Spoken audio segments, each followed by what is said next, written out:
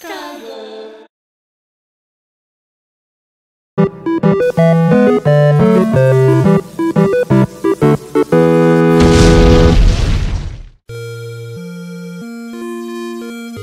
Welcome collectors, Kyle the Collector here, and today I'm going to talk to you about The Legend of Zelda and how it ties in with the color gold. I love gold! Alright, so here is the first Zelda game back from 1986 in gold, and the sequel, Adventure of Link from 87. So these also had gray versions, but the collector's edition were gold, and they showed these off.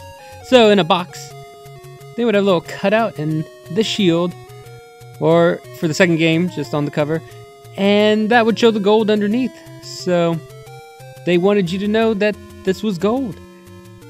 And this really helped it stick out from other video games at the time because they were all gray back in the 80s. And here's the SNES one. I made my own gold one just by taking a gold cart, putting a replacement label on that, just as a mock-up, just to see what does it look like. So here's what they would look like compared to each other. So I wish they would have come out with a gold one. Don't know why they didn't, but luckily they kind of corrected this for the next game. So for Ocarina of Time on the 64, ye snooze, ye lose. Alright, so this was for a pre-order, like at Funkoland. You could get the collector's edition, which had a front cover of the box that was special. It was gold, reflective kind of plastic, but it was only on the front. That looks really cool. And the cartridge itself, of course, looks amazing. So I love this gold. They did really high quality on this one. Definitely. And for Majora's Mask, they all actually came in gold, whereas Ocarina of Time you can find in gray as well. This was only gold. The only difference is the collector's edition had this 3D label on the front. And eventually they did come out with just a plain sticker label for that. But those are the collector's editions of the Nintendo 64 games with the NES gold cartridges as well. So what did they get in Japan? Well, let's see. So the first two games were on a disc drive for the Famicom, and those were yellow, just like the standard color is for those discs. But eventually they did come out with it on a Famicom cartridge, and that was green, so kind of like green for Link, I'm guessing. Those cartridges in Japan come in all different colors, but I kind of like the gold of the USA version. And then Super Famicom looks pretty good with the Master Sword in the pedestal, and then the US never got a gold one, so this one's kind of a tie. I like them both about equally.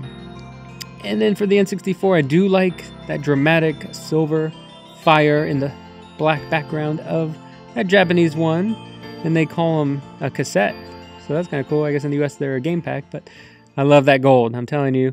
And then I really like this black label for the Japan Majora's Mask because it is a kind of a dark game, but if you hit it just right, that 3D label, man, that really makes Link and that sword pop out really well. So kind of hard to beat that. They went the extra mile for the Majora's Mask in the US, and I really love it. So both good though for sure. And then if you're interested in other accessories that are gold, here's a Wii controller. It's in the shape of a GameCube one, so that's good for if you like playing Smash Brothers. And then when Skyward Sword came out, it came with a gold Wiimote and a soundtrack Symphony CD. So if you get the Wii Nunchuck from Club Nintendo, you get them together, it makes a little combo. And here it is without the rubber protector, and it's beautiful. It's like a gold bar, you know. They did a really good job with that, I think. Now, they actually did come out with a 24-karat gold Game Boy Advance SP, and here are some pictures that float around the internet, but recently a guy has come forward and said, I have one, C8 Swap. You can check him out on YouTube. Here's his story. If you want to pause, you can read that. I guess he does, because this looks legit, and he's got footage of it playing games and everything.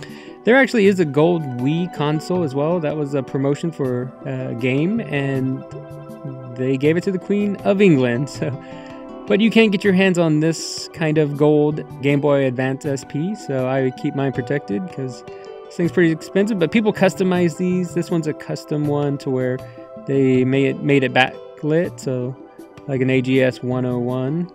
And then here is the Majora's Mask new 3DS XL. So this will play any new games, I guess. So I like to keep this in this. This is like a rubber protector.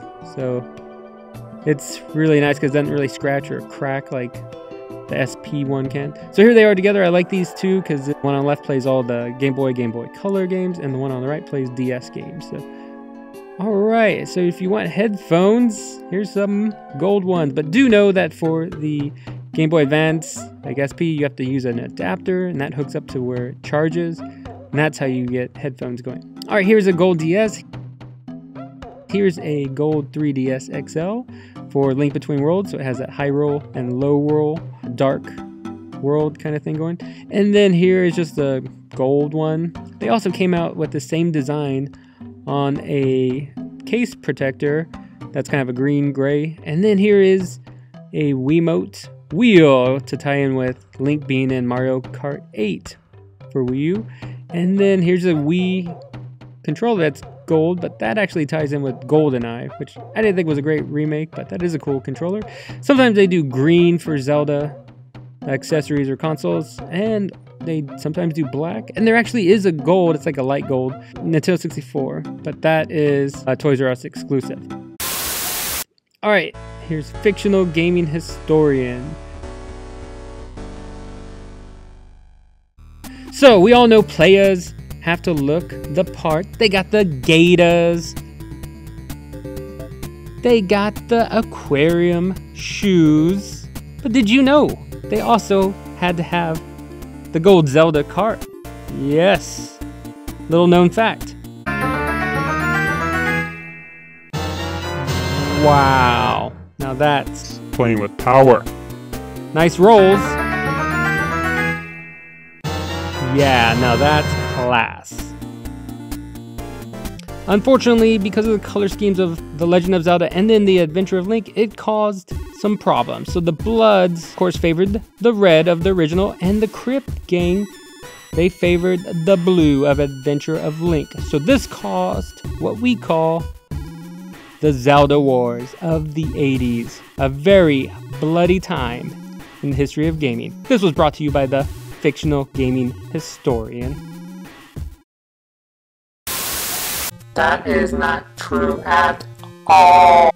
Oh really, Bob? Well, I have some evidence that states otherwise.